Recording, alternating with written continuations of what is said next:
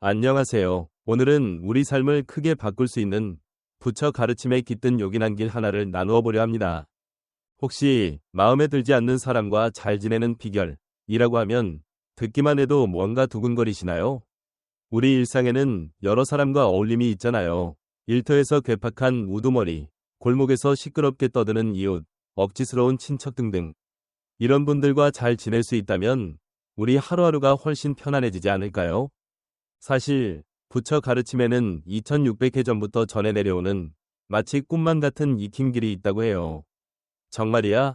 하고 의심하실 수도 있지만 들어보시면 좋겠습니다. 부처 가르침은 마치 놀라운 마술 같지만 해리포터처럼 막대기 흔드는 게 아니라 바로 우리 한 사람 한 사람 마음 안에 깃들어 있어요. 이런 일이 있지 않았나요? 발바닥에 가시가 깊이 박혀서 너무나 아픈데 그 가시를 찾아서 뽑아내면 어느 순간 아픔이 스르르 줄어들고 아, 살겠다 싶은 안도감이 들죠. 싫은 사람으로 고생하는 것도 비슷하답니다. 골치 아픈 문제의 참 까닭을 찾아내고 거기에 마주해 제대로 다뤄주면 자연스레 그런 괴로움에서도 벗어나게 돼요. 그러니 함께 이 마술 같은 부처 가르침을 살펴보면 어떨까요? 아마 여러분 삶이 한결 빛나기 시작할 거라고 믿어요.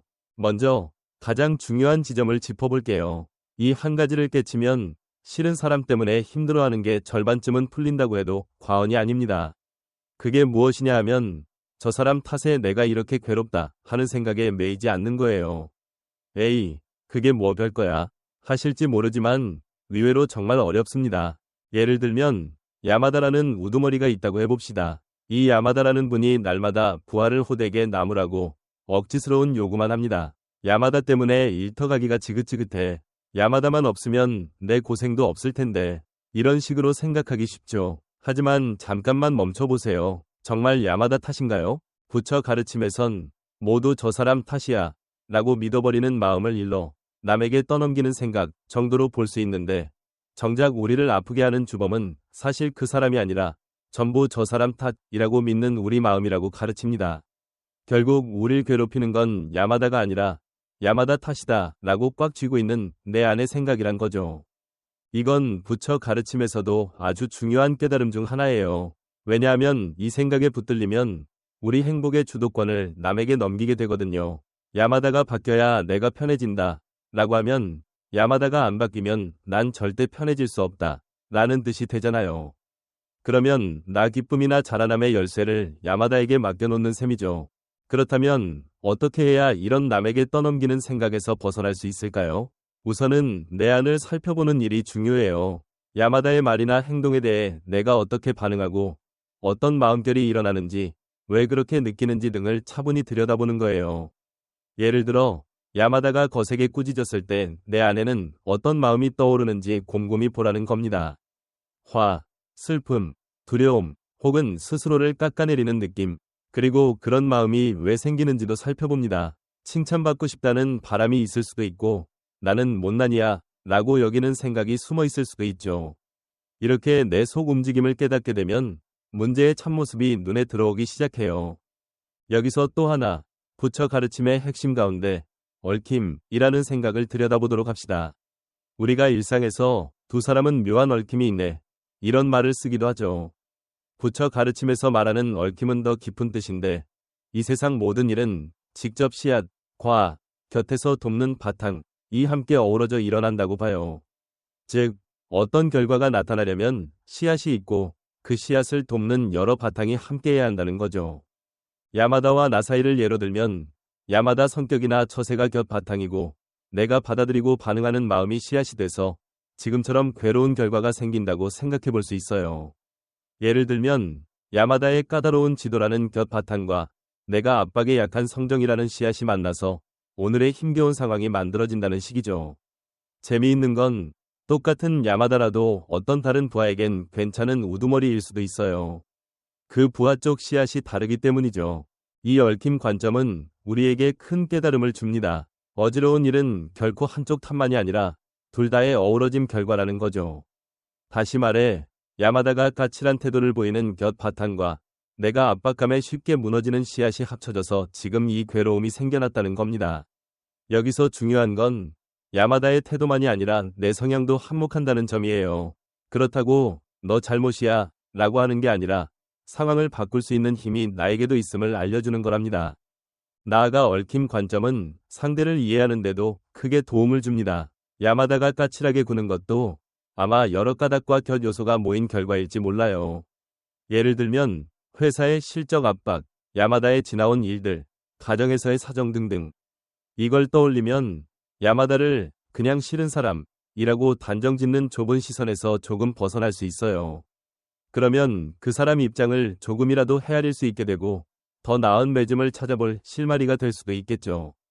그렇다면 지금까지 이야기한 걸 실제로 어떻게 해나가면 좋을까요? 부처 가르침에 따르면 크게 두 갈래가 있어요. 내 자신을 달라지게 하는 길과 내 주위를 달라지게 하는 길이죠. 먼저 내 자신을 바꾸는 쪽을 볼까요? 야마다와의 관계에선 내 받아들이는 방식이나 반응을 조금씩 달리해보는 거예요. 이를테면 야마다가 까칠한 말 속에 담은 의도를 한번 이해해보려 노력한다거나 내가 마음 다스리는 힘을 기르거나 야마다 좋은 점을 찾아보려 힘쓴다거나 하는 식입니다. 여기서 내 자신을 바꾼다 는 건 결코 내 마음을 억지로 억눌러라 는 뜻이 아니에요. 오히려 더 나은 나로 자란날 기회라고 보는 게 중요합니다.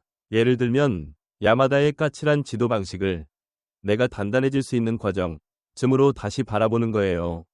이 덕에 난 더 힘을 기를 수 있겠다. 야마다가 지적하는 부분 중 뭔가 내가 못 본 점도 있을 수 있지 하는 식으로요. 또 묵상, 요가, 깊은 숨 고르기 등으로 마음 안정 능력을 기르는 것도 좋겠지요. 그리고 내 주위를 바꾸는 길을 생각해 볼 수도 있어요. 야마다와 직접 부딪히는 일을 줄이거나 다른 부서로 옮기는 길, 아니면 최후로는 일터를 바꿔보는 선택지도 있을 수 있죠. 다만 꼭 물리적으로 환경을 확 바꾸라는 뜻만은 아니에요. 예를 들면 야마다와 소통하는 방식을 개선하거나 다른 동료나 윗사람 도움을 구해보거나 일 진행 방법을 조정해서 야마다와의 부딪힘을 줄이는 식도 다 내 주위를 바꾸는 쪽에 들어갑니다. 이 많은 선택 중에 무엇이 나한테 맞을지는 결국 내가 차분히 살피고 고르는 수밖에 없어요. 처지를 잘 살펴서 나와 어울리는 길을 택하는 게 중요합니다. 여기서 떠오르는 옛 글귀가 하나 있어요. 어디에 있든 씨를 뿌리고 선자리에서 마음을 갈고 닦아라 정도로 줄여 말할 수 있는데 이는 어딜 가든 내가 주인이 되어 선 모든 자리가 바로 참된 배움터가 된다는 뜻이에요. 즉 어떤 상황에 놓였든 내 삶의 주인은 결국 나라는 겁니다. 야마다 같은 싫은 사람이 있어도 그 처지에서 뭘 익히고 어떻게 잘할지는 전부 나 스스로 결정한다는 거죠. 여기까지를 바탕으로 부처 가르침의 세 가지 중요한 깨우침도 살펴보면 싫은 사람과 어울리는 요령이 한결 나아질 수 있어요. 첫째, 언제나 바뀐다는 뜻이에요. 세상 모든 것은 끊임없이 달라진다는 거죠. 지금 야마다 때문에 괴롭더라도 그게 영원히 이어지지 않아요. 야마다 태도가 달라질 수도 있고 내가 달라질 수도 있고 아니면 회사 사정이 바뀌었단 환경이 될 수도 있고 지금이 전부가 아니라는 겁니다. 이걸 알면 지금 힘겨운 처지를 버티는 힘이 생겨요. 옛날에 이런 이야기를 들은 적 있어요. 한 남자가 인생이 너무 괴롭다며 어떤 절 주지스님을 찾아가서 한참 하소연을 했어요. 다 듣고 난 스님이 아이고 고생이 많으셨네요. 그래도 이것도 지나갑니다. 하고 말했대요. 남자는 그 말에 좀 가벼워진 마음으로 돌아갔지요. 몇 해 뒤 그 남자가 다시 스님을 찾아왔는데 이번엔 사업이 크게 성공해서 부자가 됐다고 자랑했대요. 스님은 잔잔히 웃으며 축하합니다. 그런데 그것도 지나가지요. 했답니다. 이 일화가 보여주는 건 좋은 일이든 나쁜 일이든 결국 다 지나간다는 거예요. 그래서 지금 처지에 휩쓸려 마음을 놓지 않고 차분히 중심을 잡는 게 중요하다는 거죠. 둘째, 고정된 내가 없다는 말이에요. 우린 흔히 난 이런 사람이야 하고 굳게 믿는데 사실은 계속 조금씩 달라지고 있답니다. 오늘의 나는 어제의 나와 미묘하게 다른 것이고 이걸 깨치면 내 자신을 바꿀 수 있는 길도 열려요. 난 야마다 같은 사람한테 약하다. 난 압박감에 안 견딘다. 하고 굳어 있으면 그 인식 자체가 커다란 벽이 될 수 있죠. 하지만 내 성향도 계속 달라질 수 있어. 라는 걸 알면 야마다와 새 관계를 맺을 가능성도 열릴 수 있습니다. 실제로 재미있는 해봄 하나를 권할게요. 내일부터 일주일간 나는 빈원한 인간이다.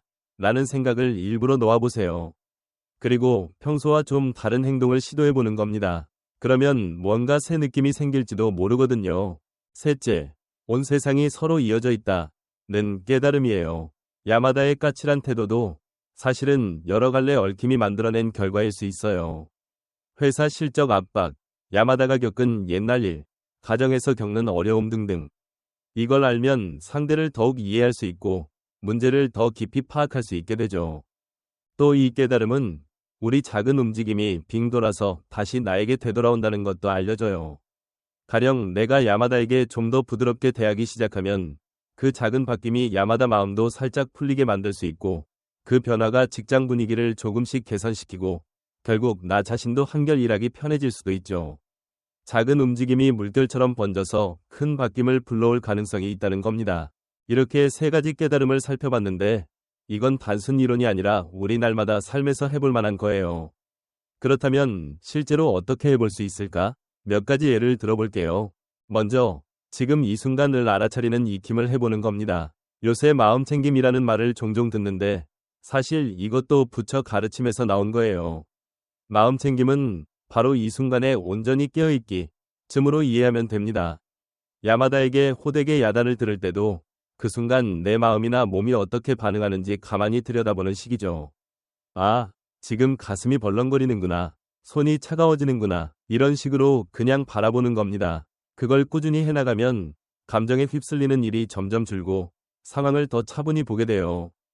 구체적으로는 매일 아주 짧은 시간이면 좋으니 고요한 자리에 앉아 호흡에만 주의를 기울여 봅시다.